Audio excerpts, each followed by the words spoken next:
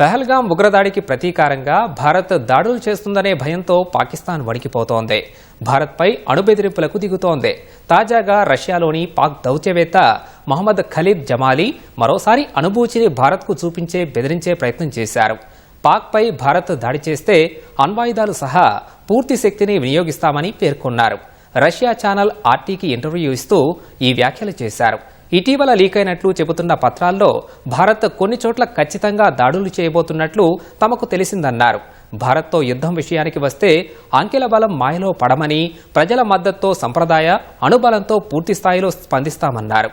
యుద్ధం వస్తే తాము అణ్వాయుధాలు వాడతామంటూ కొన్ని రోజుల ముందు నుంచే పాక్ నేతలు ప్రకటనలు గుప్పిస్తున్నారు. గత వారం ఆ దేశ రైల్వే శాఖ మంత్రి హనీఫ్ అబ్బాసీ మాట్లాడుతూ తమ వద్ద ఉన్న గజన్నవి, ఘోరీ, షహీన్ క్షిపణులు 130 అణ్వాయుధాలు భారత్ కోసమే ఉంచినట్లు ప్రకటించారు.